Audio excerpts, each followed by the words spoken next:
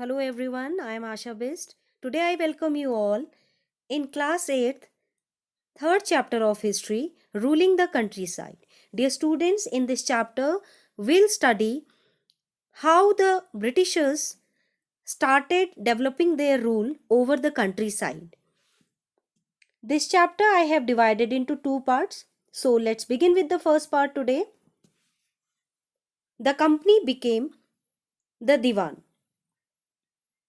Dear students, in the last chapter we discussed about how the Diwani system worked.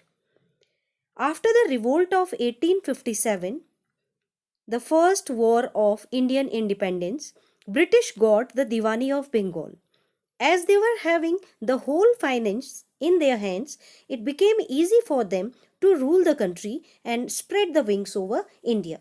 Now the power came to their hand and they started ruling India. Revenue for the company. Now, how the company arranged revenue for themselves. The company made efforts to increase the revenue as much as it could be and buy fine cotton and silk cloth as cheaply as possible. Means the company enforced maximum tax on the people, on the cultivators, and tried to make maximum benefit by purchasing the items at lower price and selling it in their markets at higher price. Within 5 years, the value of goods bought by the company in Bengal doubled. And because of that, the value or the income they got, it got doubled. Now the revenue collected in Bengal could finance the purchases of goods for export.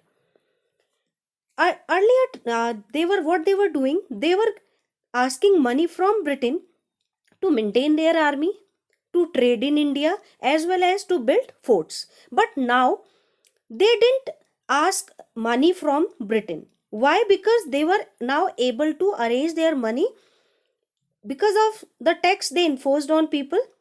So they now arrange the money from Bengal only, as they were the divans and the actual financial power was in their hands, so they were not requiring money from Britain and they were easily making out money here in Bengal for the activities they were doing, like doing trade, building forts, as well as maintaining their own army. Bengal economy was facing a deep crisis because artisans were deserting villages since they were being forced to sell their goods to the company at low prices. Means the villagers, the artisans, the cultivators, those who were that time involved in different activities, they were forced to sell their articles at lower cost to the British, and just because of that reason their condition was going down day by day and they were facing a crisis situation. Agricultural cultivation showed signs of collapse. Okay, due to that the agricultural cultivation showed signs of collapse. How? Because they were paying maximum tax and earning less amount of money. They were not able to continue with their work. In 1770 a terrible famine killed 10 million people in Bengal.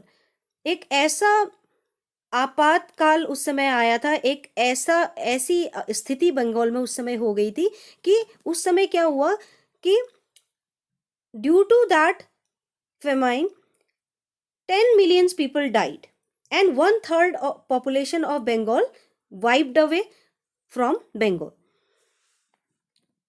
Now, because of the excessive tax collected by the British from the common people led to the crisis situation in Bengal. There was a famine in 1717 Bengal. Due to that, 10 million people died and 1/3 of the population was wiped out. As I have already told you this, because of that, Bengal faced a huge problem. And another thing which was going on during that time was how to develop rule over the countryside. And who were thinking this? The Britishers. During that situation also they were thinking that how they can control the rule over India or the countrysides. Now the need to improve agriculture. Now, what was the need to improve agriculture? Most company officials began to feel that investment in land had to be encouraged and agriculture had to be improved. As they were collecting much tax, still what they were facing that point of time, they were feeling that still the condition of that British rule was not improving, and they were finding out the reasons behind it as well as the solutions. As they were thinking that they were only collecting money from the villages in the form of tax, but later they thought, now what else came to their mind is that growing crops also, okay, in different places of India, that can be sold in their country at high prices to get maximum profit out of it. Now, before that they were only taking tax from the cultivators. Now what they decided to invest in crop growing also, so that the crops which are required in Europe can be sold there by taking the crops from India, and these crops will be sold in those markets in high prices, so that they can have maximum amount of money out of that. Now, permanent settlement. Before starting with the settlement here, I will tell you the hierarchy of the countryside. That point of time, there were three main systems. The villages first, in which the roads and cultivators were coming. And the village headman. Then comes the village headman, means the person who is the head of the village. Then comes the jamindars. Okay, these were the systems which were going on at that point of time. The system of settlement we'll talk in the coming slides. And at the supreme level of this system were the Britishers, because they were enforcing power on each and every person there. In 1793, the company finally introduced the permanent settlement. By the terms of the settlement, the Rajas and Tulakdars were recognized as Jamindars. Now they were known as Jamindars. The British told people that in permanent settlement you have to pay a fixed amount of money as revenue. Means the revenue they enforced on the people was fixed. Okay, and they just convinced or enforced this rule on the people that whether your crop is good or bad, you have to pay a fixed amount of revenue to the British. They were asked to collect rent from the peasants, and now the jamindars, these jamindars were given duty to collect rent from the peasants and pay revenue to the company. Now the Britishers were not directly collecting money from the peasants, but the jamindars were made to do that work, and that revenue was fixed. Okay, a fixed amount was there. This would ensure a regular flow of revenue to the company, and at the same time encourage the jamindars to invest in improving the land. And one more duty was given to jamindars, to improve the land. The problems. The jamindars were not investing in improving the quality of land. And what was the problem of this jamindari system? In this system, jamindars were not actually investing for the improvement of the quality of land. The revenue fix was too high for the jamindars. As long as the jamindars could earn by giving out their land to tenants, they were not interested in improving the land. On the other hand, in the village, the cultivators found the system extremely oppressive. Okay, the problem of the system was that the fixed revenue was too high. Due to that, in the beginning only, many jamindars lost their land because they were not able to pay the land tax, and they had to sell their. Due to that, what they did, they had to sell their lands to the British. So these jamindars were collecting tax from each farmer and finally paying tax to the British. This was permanent settlement. Now a new system is devised. By the early 19th century, many of the company officials were convinced that the system of revenue had to be changed again to meet the growing expenses. Before that, what we discussed? We discussed that the tax was high, so there was a huge pressure on the cultivators. Means the villagers, those who were involved in the cultivation, they were facing a huge pressure that point of time. When the production was less, farmers were failed to pay the tax, but when the production raised, the farmers thought it is easy to pay tax. Means the situation didn't remain same every time. Okay, it keeps on changing. Now a new system devised, but at the same time British thought, what they thought, that the tax which was enforced in cultivators was too less. Means the villagers, the cultivators were thinking that the tax which they were paying is too high. At the same time, Britishers were thinking that the tax which they have enforced on the cultivators is not enough, is too less as compared to their production. Means they were thinking that the production is high, but the amount of tax they are paying is too less. So Mackenzie introduced a new system according to which the tax should not be fixed. Okay, according to which what they said, that the tax should not be fixed. It should be keeps on changing. Okay, it should be high when the production is good and low when the production is less. In North India, villages were called mahal. So this system came to be known as Mahalwari settlement.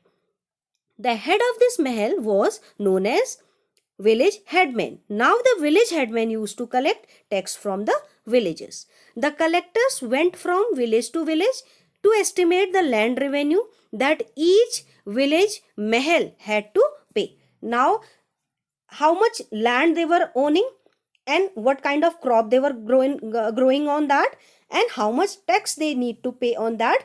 The collectors went from one village to another to identify these answers. The charge of collecting the revenue and paying it to the company was given to the village headman. As one person as village headman was selected among us the village, and he used to collect the tax as well as to pay the tax to the British rather than the jamindars. In earlier system, the permanent system, jamindar used to pay tax, okay, while collecting tax from the cultivators. Now here the village headman need to do that, means he need to pay tax to the British. Thus, this system came to be known as the Mahalwari settlement, and finally this system came to be known as the Mahalwari system. Now the Munro system, the new system that devised, came to be known as the Ryotwar or Ryotwari system. It was tried on a small scale by Captain Alexander.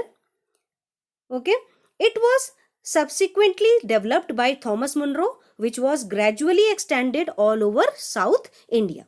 It developed towards south. The Munro system started in South India, as I have already told you, in which they said there is no jamidar in south. So the British decided to take the tax directly. Means now they are going to take the tax directly from the villagers, and the money will directly go to the British. Now the money will not go from jamindars, from villagers to jamindars, from villagers to headmen. Now here in this system, the Britishers are going to collect the revenue, and as a result of that, the revenue will go directly in the hand of the British. And the Britishers will play the role of a father figure and will help the farmers in their work. Okay. Ryotwari system and its problems. Now, what were the problems of Ryotwari system? The settlement had to be made directly with the cultivators who had tilled the land for generations. Yes. Okay. Now, the Britishers were collecting direct taxes from these people.